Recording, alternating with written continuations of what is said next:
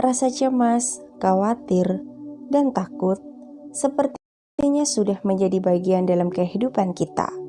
Setiap orang pasti pernah atau bahkan sering mengalaminya. Ketika kita masih kecil, bentuk-bentuk pikiran negatif ini sudah kita alami. Setelah remaja, dewasa, sampai usia lanjut pun, kita masih mengalaminya. Sebagian orang hidupnya kekurangan, merasa cemas memikirkan kebutuhan hidupnya besok. Sedangkan orang lain cemas memikirkan persaingan dagang untuk mempertahankan kekayaannya. Kita tidak bisa terhindar sepenuhnya dari kecemasan dan ketakutan, karena kita masih sebagai orang awam atau belum terbebas dari belenggu kotoran batin. Kecemasan dan ketakutan pada tingkat tertentu adalah wajar, karena dapat membuat kita lebih berhati-hati dan waspada dalam bertindak. Namun kekhawatiran, kecemasan, dan ketakutan yang berlebihan dapat menyebabkan masalah bagi kita, seperti mudah terkena penyakit, sulit tidur, dan sebagainya. Sebab kecemasan, kekhawatiran, maupun ketakutan sesungguhnya bersumber dari diri sendiri. Dalam Anguttara Nikaya 2-173 ada 4 sebab mengapa kita sering cemas, khawatir, maupun takut. Pertama, kemelekatan terhadap nafsu kesenangan indera. Kesenangan indera adalah kebahagiaan bermata kail, karena di balik kesenangan-kesenangan tersebut menyimpan derita, cemas, khawatir, dan takut. Memang setiap orang adalah wajar mendapatkan kesenangan-kesenangan duniawi, seperti memiliki rumah bagus, pakaian indah, alat transportasi yang memadai, serta memiliki suami, istri, dan anak-anak. Banyak orang merasa takut pada saat menjelang kematian karena tidak bisa melepas kesenangan-kesenangan inderanya. Kemelekatan terhadap kesenangan indera itulah yang menyebabkan munculnya kecemasan maupun ketakutan. Kedua, kemelekatan terhadap tubuh. Tubuh yang baik dan sehat adalah dambaan setiap orang. Tetapi tubuh kita pun akan berproses sesuai dengan sifatnya, yaitu akan berubah. Kalau kita tidak menyadari perubahan yang akan terjadi pada tubuh, melekat pada keindahan tubuh ini, maka kecemasan dan ketakutan akan muncul. Ketiga, merasa belum melakukan perbuatan bajik dan bermanfaat. Hidup kita adalah ibarat sebuah perjalanan yang panjang dan jauh. Jika telah mempersiapkan bekal untuk melakukan perjalanan tersebut, kita tidak akan khawatir kekurangan sesuatu di tengah jalan. Demikian pula dengan hidup. Kita perlu memiliki bekal kebajikan yang cukup agar bisa hidup dengan baik. Namun, jika kita tidak memiliki bekal kebajikan yang cukup, inilah yang membuat kita takut tentang kehidupan kita selanjutnya. Keempat, masih memiliki keraguan dan kebingungan tentang dhamma. Kehidupan kita tidak bisa terlepas dari tradisi. Tradisi di setiap daerah berbeda-beda.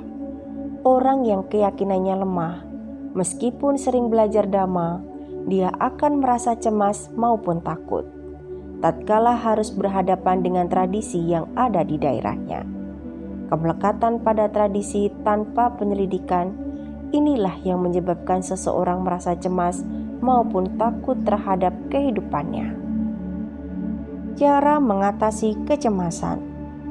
Kecemasan maupun ketakutan adalah penyakit mental yang bersumber dari pikiran. Dalam Anguttara Nikaya 371, ada 5 perenungan yang hendaknya kita lakukan untuk mengurangi kecemasan maupun ketakutan. Pertama, perenungan terhadap usia tua. Saya wajar mengalami usia tua. Saya tidak akan mampu menghindari usia tua. Ketika masih muda, rambut kita masih hitam, kulit masih kencang, tenaga masih kuat, dan indera-indera masih normal. Namun ketika usia tua datang, rambut berubah menjadi putih, kulit menjadi keriput, dan indera-indera sudah tidak normal lagi. Perenungan ini akan membuat pikiran kita yang semula cemas karena perubahan yang terjadi pada jasmani menjadi tenang dan tidak sombong dengan masa muda. Kedua, perenungan terhadap penyakit. Saya wajar penyandang penyakit. Saya tidak akan mampu menghindari penyakit. Sakit merupakan rentetan dari sebuah kehidupan yang akan kita alami. Sang Buddha pun masih mengalami sakit jasmani, apalagi kita yang masih awam. Ketika sakit fisik, seringkali kita masih menambah dengan sakit mental, yaitu cemas, khawatir, dan takut terhadap penyakit kita. Namun, dengan perenungan ini, kita tidak akan menambah sakit fisik dengan sakit mental. Ketiga, perenungan terhadap kematian. Saya wajar mengalami kematian. Saya tidak akan mampu menghindari kematian. Setiap kelahiran pasti akan diakhiri dengan kematian. Pada saat ini, banyak orang merasa cemas maupun takut ketika hendak berpergian. Takut kalau transportasi yang ditumpangi nanti mengalami kecelakaan dan menjadi salah satu korban yang meninggal. Sesungguhnya kematian ini tidak hanya terjadi ketika kita sedang berpergian. Kita duduk atau tidur di rumah pun bisa meninggal kalau saatnya tiba. Mengapa kita harus cemas dan takut sehingga kita tidak bisa menikmati perjalanan kita? Tidak di angkasa atau laut, juga tidak di dalam gua atau di atas gunung. Tidak ada tempat di dunia ini yang dapat dipakai sebagai tempat bersembunyi, di mana seseorang dapat terbebas dari kematian. Dhammapada 128. Perenungan tentang kematian ini selain mengurangi rasa cemas dan takut, juga akan membuat kita lebih menghargai kehidupan kita ini. Keempat, perenungan tentang perubahan. Segala milikku yang kucintai dan kusenangi, wajar berubah, wajar terpisah dariku. Kita memerlukan sarana-sarana penunjang hidup lain selain 4 kebutuhan pokok, pakaian, makanan, tempat tinggal, dan obat-obatan, agar kita tetap dapat bertahan hidup. Kita juga memiliki orang tua, suami, istri, anak, kerabat, serta teman-teman. Kita harus sadar bahwa apa yang kita miliki suatu saat akan berubah dan berpisah dengan kita.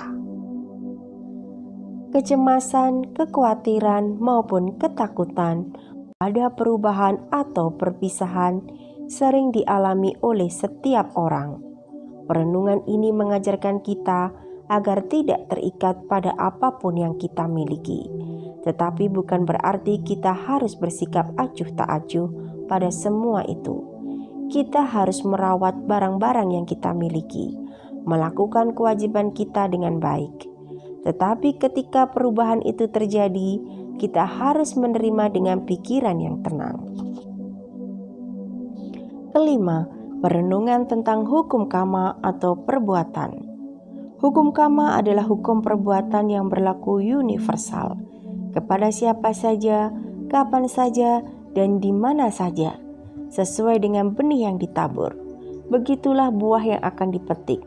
Pelaku kebajikan akan memetik kebahagiaan, pelaku kejahatan akan memetik penderitaan. Samyutta Nikaya 3.415. Sebagian besar orang mengalami ketakutan dan kecemasan karena tidak memahami hukum karma dengan benar. Kita tidak bisa menghindari akibat perbuatan buruk kita sendiri. Namun, akibat perbuatan buruk itu bisa kita minimalkan akibatnya, yaitu dengan melakukan perbuatan baik yang banyak. Dengan demikian, meskipun kita diramal tidak baik, kita tidak akan menjadi takut ataupun cemas. Namun kita harus menyadari bahwa perbuatan kita saat ini juga ikut menentukan akibat yang akan kita terima. Oleh karena itu, kita juga harus berhati-hati dalam berbuat. Kesenangan adalah awal munculnya kecemasan, kekhawatiran, dan ketakutan. Namun, apabila kita mengimbangi kesenangan tersebut dengan pengertian damai yang benar, dengan bijaksana memandang segala sesuatu sebagaimana adanya, maka kecemasan maupun ketakutan akan dapat kita kurangi. Di dunia ini ia berbahagia, di dunia sana ia berbahagia. Pelaku kebajikan berbahagia di kedua dunia itu. Ia akan berbahagia ketika berpikir, "Aku telah berbuat bajik," dan ia akan lebih berbahagia lagi ketika berada di alam bahagia. Dhammapada 1:18.